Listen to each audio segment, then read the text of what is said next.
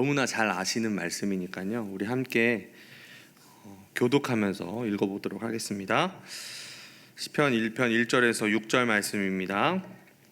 복 있는 사람은 악인들의 꾀를 따르지 아니하며 죄인들의 길에 서지 아니하며 오만한 자들의 자리에 앉지 아니하고 오직 여호와의 율법을 즐거워하여 그의 율법을 주야로 묵상하는도다. 그는 시냇가에 심은 나무가 철을 따라 열매를 맺으며 그 잎사귀가 마르지 아니함 같으니 그가 하는 모든 일이 다 형통하리로다. 악인들은 그렇지 아니하며 오직 바람에 나는 겨와 같도다. 그러므로 악인들은 심판에 견디지 못하며 죄인들이 의인들의 모임에 들지 못하리로다. 무릇 의인들의 길은 여호와께서 인정하시나 악인들의 길은 망하리로다. 아멘. 올라올 때마다 제가 말씀드리는 것 같은데요, 저는 이 자리가 너무나 떨립니다. 제가 지난번 설교 때도 말씀드렸지만 이 자리에 아마 담임 목사님 보다 아마 조금 못하지만 자주 쓰는 사람이 저일 것 같은데요, 여기 서서 성도님들을 볼 때마다 가끔 두려운 마음이 조금 듭니다. 너무 많은 눈들이 저를 보고 있다는 생각에 이렇게 마스크를 쓰고 계셔서 저는 한편으로 좀 다행이라고 생각해요. 표정이 다 보이지가 않아가지고. 시편을 오늘 나누기를 원하는데요, 시편은 여러 가지 이름으로 불립니다.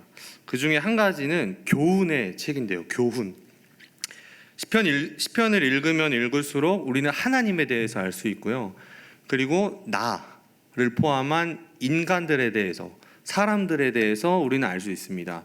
이 말이 뭐냐면 인생을 알 수 있다는 거죠.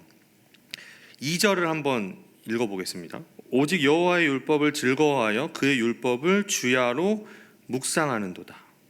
여기서 말하는 율법이 조금 어려운 히브리어로 토라라는 말인데요, 이 토라가 바로 교훈이라는 의미를 가지고 있습니다. 그래서 시편은 단순히 하나님의 법을 모아놓고 우리를 올가매고 우리의 자유를 억압하는 그런 법조문이 아니라 하나님의 교훈을 묵상하라는 부르심으로 시작하는 게 시편이라는 거죠.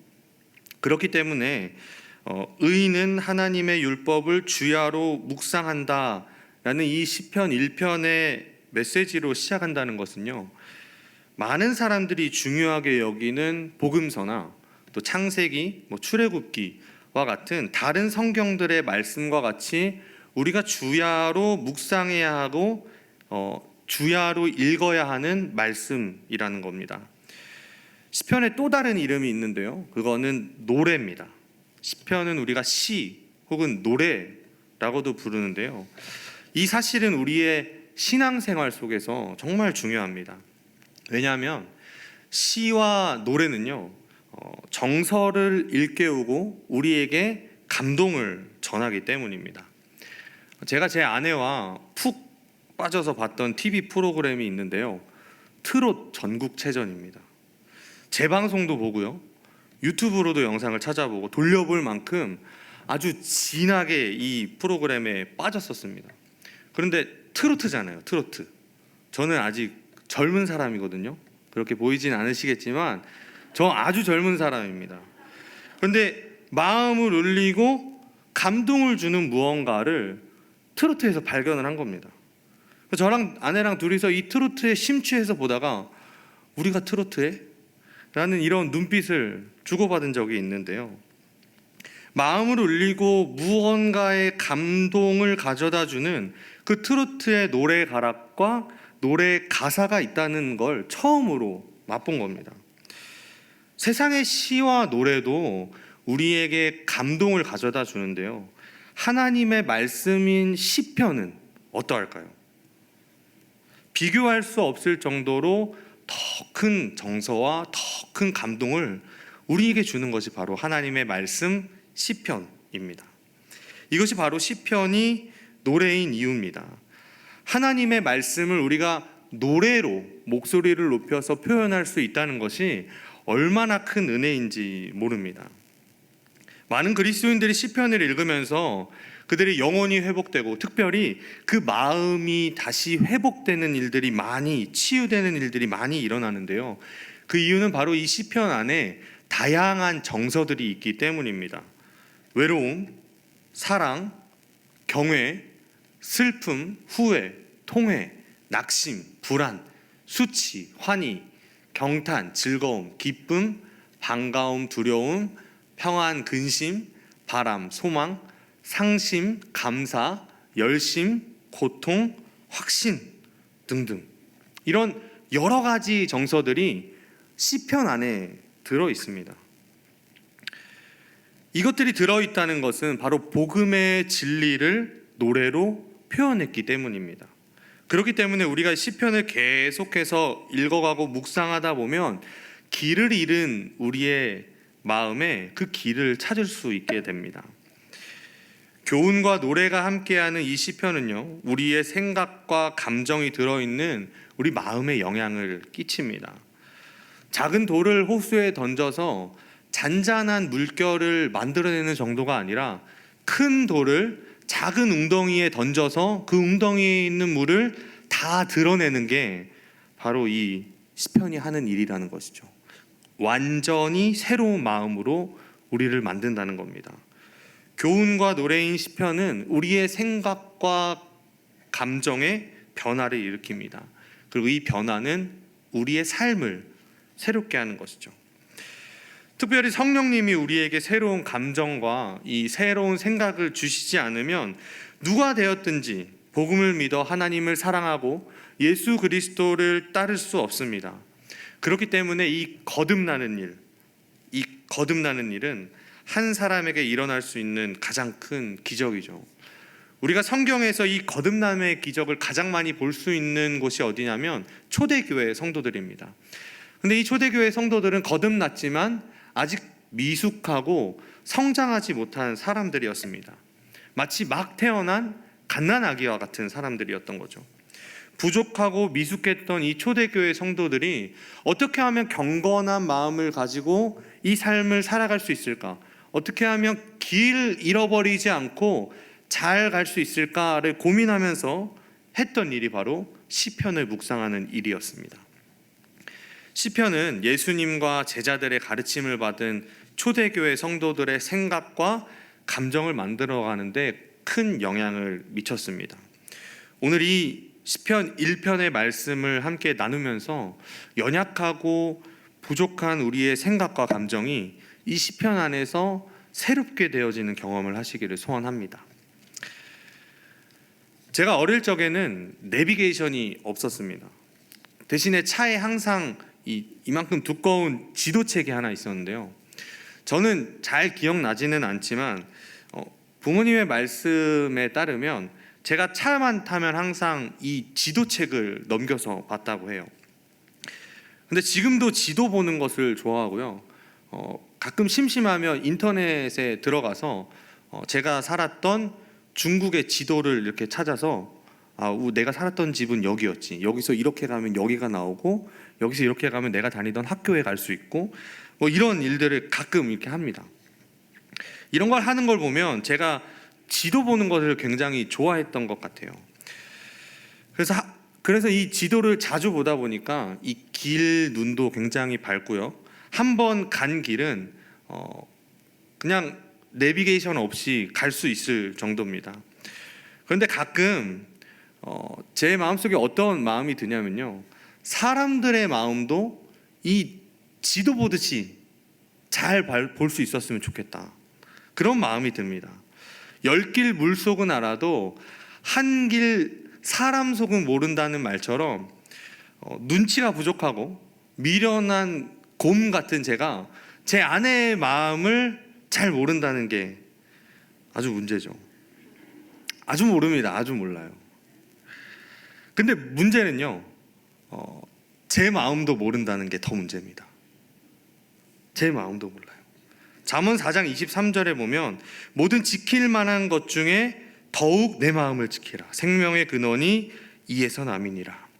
이 말은 마음속에 불같이 화가 올라오면 한 사람의 영혼을 상하게 할 수도 있고 더 심할 경우에는 생명에 해가 되는 결과를 가져올 수 있으니까 우리의 마음을 잘 지키라고 말씀하는 겁니다. 우리의 연약하고 부족한 마음은 지켜야 하는 겁니다. 그냥 가만히 둔다고 해서 성장하거나 성숙해지거나 경건해질 수 없다라는 거죠. 지켜내야 합니다. 왜냐하면 우리의 마음은 우리 신앙생활의 중심이기 때문입니다. 하나님에 대해서 생각하게 하고 하나님을 향한 우리의 감정이 자라나고 또 하나님의 사랑이 우리 가운데 머무는 곳이고요. 하나님과의 관계가 이루어지는 만남의 광장이자 하나님과 교제할 수 있는 유일한 장소이기 때문입니다.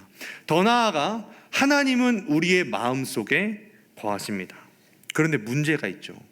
이 마음이 아주 큰 문제입니다. 성경은 이를 확실하게 우리에게 말해줍니다. 예레미야 17장 9절입니다. 만물보다 거짓되고 심히 부패한 것은 마음이라 누가 능히 이를 알리오마는.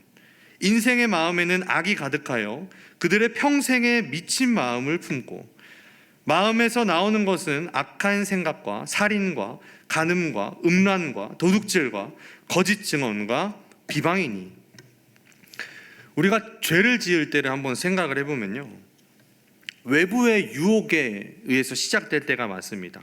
다른 유혹을 이렇게 보다가 그 유혹에 이끌려서 유혹이 딱 오자마자 내 안에서 아주 기다렸다는 고개를 팍 들고 그 유혹을 받아들이고 죄를 뿜어내게 되죠. 그렇게 악을 내뿜는 것이 우리의 마음입니다. 그래서 시편 1편은 시작이 이렇게 되는 겁니다.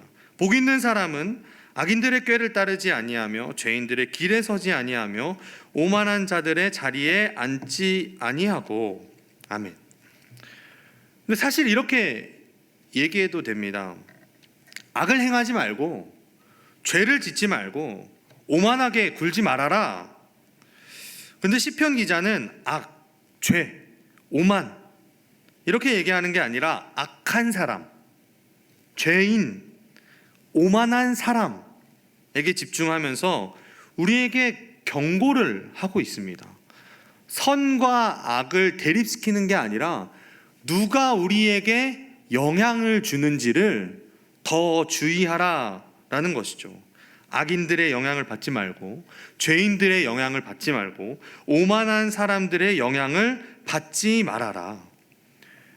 이렇게 반복해서 경고하는 건요, 시편 1편이 시작하는 이유는요, 이 경고를 반복해서 시작하는 이유는요, 우리의 마음을 빚어가는 이 방식을 대조하기 위해서입니다.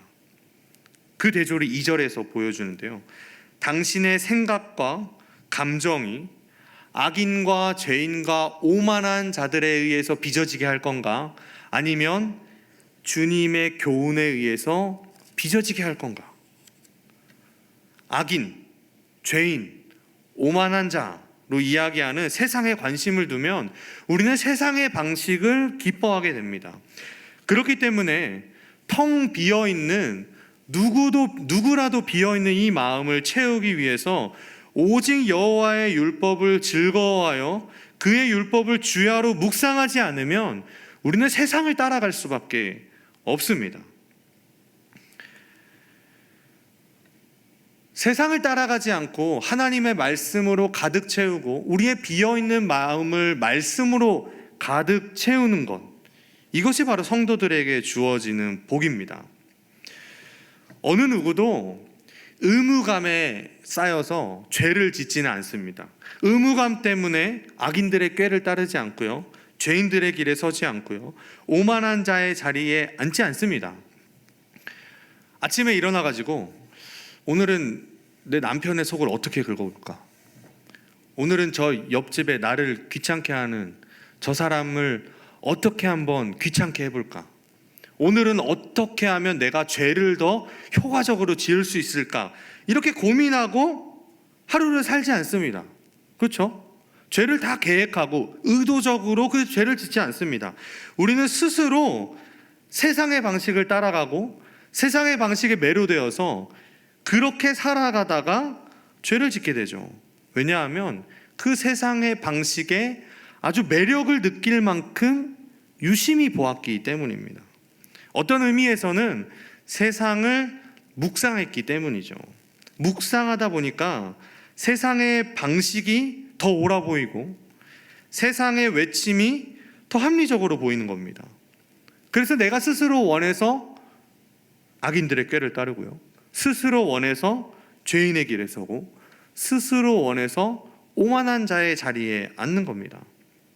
그 세상을 묵상하다 보니까 보암직도 하고 먹음직도 하고 지혜롭게 할 만큼 탐스럽기도 한 그 세상이 눈에 들어오는 겁니다.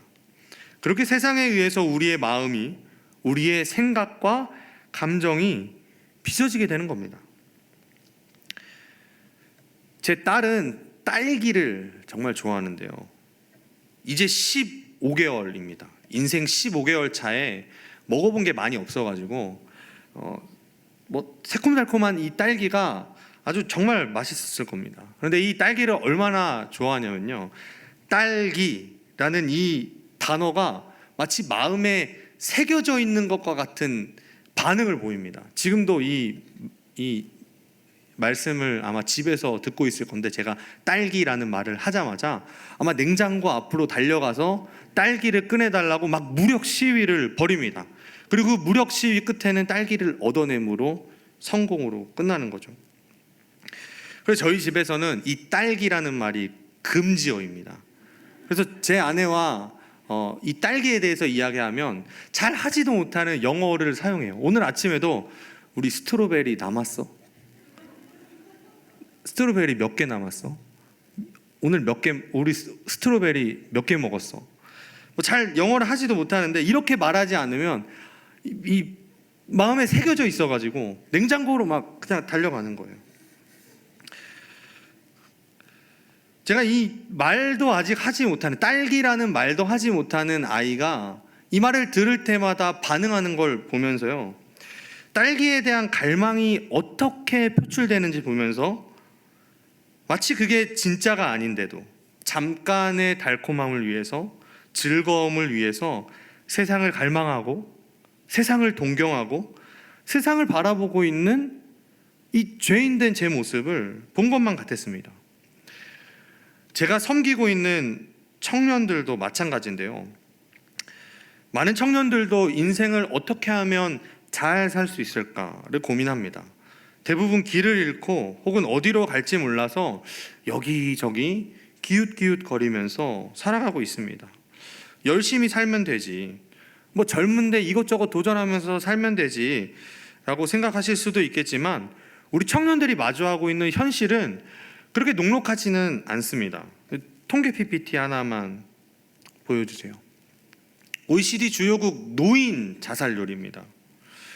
저기 노란색으로 되어 있는 게 우리나라인데요, OECD 주요 국가들 중에 가장 높습니다. 두 번째 PPT 보여주시죠. OECD 주요국 노인 빈곤율입니다. 44%인데요 미국이 23.1%인데 약 2배 정도 되는 수치를 우리나라가 기록하고 있습니다. 왜 노인에 대해서 제가 보여드렸냐면요, 우리나라 2030 세대들, 그러니까 청년들이 살아가고 있는 앞으로 마주할 미래가 바로 이렇다는 겁니다. 이 현실을 마주한 우리나라 청년들이 가장 가치 있게 보는 게 뭘까요? 바로 돈입니다. 부모 세대를 보면서 자란 이 2030 세대들이요, 우리 부모님은 뼈 빠지게 일해서 고생을 했는데 지금도 뼈 빠지게 고생을 하네. 그럼 일해서 모아두지 않으면 어떡하지? 내 미래는 어떻게 준비할까? 일해서 모아두지 않으면 젊어서 고생, 늙어서도 해야 되네.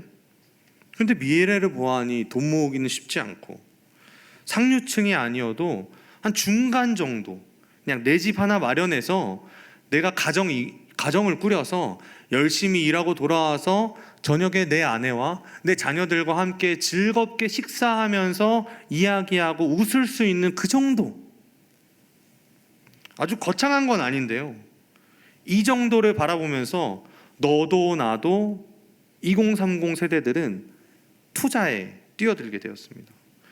이 돈을 불릴 수 있는 가장 최적의 방법이라고 생각해서 투자에 다 뛰어든 거죠. 그래서 빚도 끌어 쓰고요, 대출도 다 끌어와서 영혼까지 끌어서 여기에 다 사용하고 있는 겁니다. 근데 이 2030 세대들인 청년들이 한 말이 제 마음을 더 아프게 했는데요. 돈이 없는데 행복을 추구한다는 것은 말도 안 된다. 정신 승리다. 시간은 자유와 같고 자유는 돈과 같다. 인간답게 살 수 있는 최소한의 존엄을 지킬 수 있는 수단이 돈이다. 돈은 곧 존엄이다. 이게 전부는 아니겠지만 지금 2030 세대들의 마음에 이런 생각들이 자리하게 된 이유가 바로 세상을 바라보다 보니까 저 세상을 살아가는 사람보다 내가 뒤처지고 싶지 않아서, 그들의 방식을 쫓아가고 싶진 않았는데 내가 그렇게 도태될 것만 같아서 그들의 방식을 쫓아가고 생각하고 기뻐했기 때문입니다. 길을 잃어버렸다는 사실은 아는데 제대로 된 길을 찾아가지 못해서 길을 잃어버린 채로 세상의 것을 마구잡이로 그 안에 채우다 보니까 세상을 점점 닮아가게 된 거죠. 우리라고 다를까요? 우리 부모 세대라고 다를까요? 길을 잃었던 내 마음을 100% 채운 것이 정말 나를 구원하신 그리스도 예수님인지 아니면 세상의 것들인지 마음에 손을 얹고 한번 마음속으로 대답해 보시길 바랍니다. 깨끗한 물에 벌레 하나만 들어있어도 우리는 그 물을 깨끗하다고 하지 않습니다. 그런 세상을 바라보는 시편 기자가 한 말을 다시 한 번 더 들어보세요. 2절입니다. 오직 여호와의 율법을 즐거워하여 그의 율법을 주야로 묵상하는도다. 아멘. 그러면 이어지는 3절은 사실 이렇게 나와야 맞습니다. 그러므로 말씀을 묵상하여 죄의 길에서 벗어나 복 있는 자가 되리로다. 말씀을 묵상해서 죄인들의 길을 악인들의 꾀를 쫓지 않고 죄인의 길에 서지 않고 오만한 자의 자리에 앉지 않는 복 있는 사람이 될지어다. 이렇게 돼야 되는데요, 3절은 그렇게 나오지 않습니다. 3절은 어떻게 되냐면요, 그는 시냇가에 심은 나무가 철을 따라 열매를 맺으며 그 잎사귀가 마르지 아니함 같으니 그가 하는 모든 일이 다 형통하리로다. 아멘. 시편 1편을 기록한 이 시인은요, 시편에 나타난 하나님의 교훈을 주야로 밤낮으로 묵상하면 진정한 기쁨이 무엇인지 알게 될 것이라고 말합니다. 길을 잃어버린 마음을 채울 수 있는 유일한 방법이 바로 하나님의 말씀, 교훈, 이 교훈을 묵상할 때 비로소 채울 수 있다라는 겁니다. 악인의 꾀를 쫓지 아니하고 죄인의 길에 서지 않고 오만한 자의 자리에 앉지 않는 복 있는 사람을 시냇가에 심겨진 나무라고 말합니다. 근데 이 시냇가라고 번역된 단어는 원래 수로를 의미하는 단어입니다. 수로. 물이 부족하던 땅에서는 1년 내내 이렇게 비가 풍족하게 내리지 않아서 수원지나 인접한 그 강에서 물을 끌어와서 사용을 했어야 되는데요, 이때 사용했던 게 이 수로입니다. 수로, 배관인 것이죠. 그러니까 지금 시편 기자가 이야기하는 나무는 1년 내내 끊이지 않는 그 수로에서 물을 공급받고 있는 겁니다. 길을 잃어버린 우리에게 필요한 것이 바로 이 물이죠. 우리의 마음이 기쁠 수 있는 건요, 하나님의 말씀은 이 물과 같아서요, 우리의 생각과 감정에 영양분을 공급합니다. 다시 말해서 묵상을 통해 하나님께 계속해서 영향을 공급받는 사람이야말로 복 있는 사람이라고 말할 수 있는 겁니다. 자연에서는 나무에 뿌리가 닿아서 양분을 받지만 그리스도인은 그렇지 않습니다. 묵상을 통해서 우리는 하나님께 영향을 공급받는 겁니다. 악인들의 꾀를 따르지 않고 죄인의 길에 서지 않고 오만한 자의 자리에서 벗어나려면 우리는 묵상해야 됩니다. 하나님의 교훈을 묵상할 때 하나님은 우리의 마음에 기쁨을 주십니다. 우리의 마음에 생각과 감정에 변화를 주시는 겁니다. 제랄드 윌슨이라는 이 시편 주석가가 묵상에 대해서 한 말이 있는데요. 조금 긴데 제가 천천히 읽을 테니까 한번 잘 들어보시기 바랍니다. 시편은 지속적으로 하나님의 임재를 연습하는 데 활용될 수 있고 또 활용되어야 한다.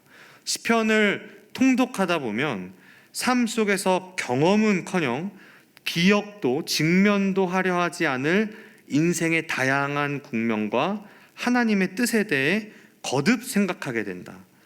시편 구절들을 암송하면 힘든 현실에 대해 즉각적으로 반응할 수 있다. 내가 새벽 어스름 속에서 두려움이나 자기 연민, 자기 회의에 사로잡힌 채 패닉 상태로 눈을 뜰 때 시편은 나의 어두운 부분들을 밝히시는 하나님이 나의 염려를 알고 계신다는 확신을 주고는 했다. 그러므로 나는 여러분께 시편과 덧할 것을 권한다. 시편을 가까이 두고 힘든 일이 생길 때 시편 구절을 여러분의 생각과 마음과 입술에 두라. 여기 바로 묵상의 방법이 있습니다. 시편을 가까이 두고 생각과 마음과 입술에 두는 겁니다. 예수님이 우리에게 하신 말씀을 한번 생각을 해보면요, 이와 같이 좋은 나무마다 아름다운 열매를 맺고 못된 나무가 나쁜 열매를 맺나니 좋은 나무가 나쁜 열매를 맺을 수 없고 못된 나무가 아름다운 열매를 맺을 수 없느니라. 아름다운 열매를 맺지 아니하는 나무마다 찍혀 불에 던지느니라. 이러므로 그들의 열매로 그들을 알리라. 주님은 우리를 나무에 비유하시면서 열매로 심판하시겠다고 하셨습니다. 우리는 열매를 맺어야 하는데요, 그냥 열매를 맺어서는 안 됩니다. 좋은 열매를 맺어야 합니다. 좋은 나무가 좋은 열매를 맺을 수 있습니다. 나쁜 나무는요, 나쁜 열매를 맺을 수밖에 없는 거죠. 그럴 수밖에 없습니다. 좋은 나무가 좋은 열매를 맺을 수밖에 없는 건요, 비가 오지 않는 가뭄을 만나더라도 시냇가에 심겨진 나무이기 때문에 1년 내내 좋은 물을 공급받는 나무는 푸르른 나뭇잎을 낼 수밖에 없고요, 그 나뭇잎을 낸 나무는 결국은 좋은 열매를 맺을 수밖에 없습니다. 반대로 이야기하면 하나님의 말씀을 가까이 하지 않고 하나님의 말씀을 묵상하지 않는데 성령의 열매를 맺는다는 것은 불가능하다는 말입니다. 그래서 시편 1편을 마무리하면서 시편을 묵상하는 사람들을 어디로 가게 하는지, 어떤 길로 인도하는지 우리는 알 수 있습니다. 그러면 시편 1편 6절을 다 같이 읽어보겠습니다. 무릇 의인들의 길은 여호와께서 인정하시나 악인들의 길은 망하리로다. 아멘. 누가 의인일까요? 하나님께서 인정하시는 의인은 누구일까요? 바로 생명의 근원 되시고 가장 의로우신 예수님입니다. 예수님에 비하면 우리는 죄인입니다. 죄인. 시편 14편 3절에 보면요, 다 치우쳐 함께 더러운 자가 되고 선을 행하는 자가 없으니 하나도 없도다. 시편 130편 3절은요, 여호와여 주께서 죄악을 지켜보실진대 주여 누가 서리이까. 시편 32편 2절은요, 여호와께 정죄를 당하지 아니하는 자는 복이 있도다 라고 말합니다. 사실 하나님은 의로우시기에 의를 주목하시기보다는 죄에 주목하십니다. 우리가 하나님 앞에 섰을 때 하나님은 흠이 되는 불법에 주목하시고요, 죄를 생각하시고 완전한 의로움을 우리에게 요구하십니다. 그런데 그 누구도 하나님 앞에 의롭다함을 받을 수가 없습니다. 그렇게 이 시편의 말씀은요, 우리를 다시금 예수 그리스도에게 눈을 맞추게 하고요, 우리를 다시금 우리를 구원하신 완전한 의로움을 가지신 예수 그리스도를 바라보게 합니다. 거룩하신 하나님 앞에 죄 없다라는 말을 수 있는 말을 죄 없다라는 말을 들을 수 있는 사람은 아무도 없습니다. 유일하신 독생자, 하나님의 영광을 나타내시고 하나님의 말씀을 그 입에 가지시고 성령의 검으로 그 말씀으로 관절과 골수를 찔러 쪼개고 마음의 모든 것을 감찰하시는 예수님, 모든 것을 능히 멸하실 수 있고 죄인을 구원하실 수 있는 그 능력을 그 입에 가지신 예수님 밖에는 하나님이 보시기에 죄 없다라고 할 수 있는 사람은 없습니다. 예수님은 우리의 죄를 지고 십자가에서 죽으셨습니다. 하나님이 요구하시는 완전한 의를 보여주신 거죠. 그리스도는 모든 믿는 자에게 의를 이루기 위하여 율법의 마침이 되시니라. 아멘. 말씀을 마무리하기를 원합니다. 시편 1편 1절에서 말하는 악인들의 꾀를 따르지 않고 죄인들의 길에 서지 않고 오만한 자들의 자리에 앉지 않고 그 인생을 하나님께로 향했던 유일한 사람, 복 있는 사람은요, 바로 예수님입니다. 예수님만이 길 잃은 마음을 채우실 수 있는 분입니다. 예수님이 복음의 진리이고 나무인 우리에게 흘러 들어오는 영생의 물입니다. 우리가 묵상하는 최종 목표는요, 바로 예수 그리스도입니다. 우리에게 가져다 주는 복, 우리의 자녀가 잘 되는 복, 내가 성공하는 것, 내가 부를 쌓는 것, 이것을 묵상하라고 우리에게 말씀을 주신 게 아니라 이 말씀이 정말로 가르치는 것, 그 길 끝에 서 계시는 예수 그리스도를 묵상하라고 우리에게 이 말씀을 주신 겁니다. 시편을 읽고 노래한다는 것은 그 복되신 예수님을 주야로 묵상한다는 겁니다. 길 잃은 우리의 마음을 채울 수 있는 유일한 방법입니다. 이 복음을 성도님들의 생명의 강물로 받아들이시기를 바랍니다. 예수님은 이렇게 말씀하셨죠. 누구든지 목마르거든 내게로 와서 마셔라. 내게로 와서 마셔라. 나를 믿는 자는 성경에 이른 것 같이 그 배에서 생수의 강이 흘러 넘치리라. 아멘. 사랑, 희락, 화평, 오래 참음, 자비, 양선, 충성, 온유, 절제, 이 성령의 열매는요, 이 물을 마실 때 맺을 수 있는 겁니다. 이 물을 마시지 않고 내가 사람들을 사랑하겠다, 내가 오래 참아보겠다, 내가 다른 사람들에게 겸손하게 행하겠다, 내가 하나님의 은혜를 나타내겠다, 불가능한 일입니다. 우리의 인생에 어디로 가야 할지 모르는, 어디에 서 있는지 모르는 길 위에서 열매를 맺도록 이끄시는 예수님을 바라보시기를 바랍니다. 그분에게 우리의 손과 발을 내어드리고 우리의 생각과 감정을 빚어가시도록 우리의 인생을 내어드리기를 소원합니다. 그래서 오늘 이렇게 한번 해보면 어떨까요? 집에 돌아가셔서 시편 1편을 다시 한번 읽어보는 겁니다. 6절밖에 되지 않으니까 다시 읽어보고요, 묵상해 보시고요, 오늘 하루 우리의 길 잃은 마음에 이 시편 1편을 채워보는 겁니다.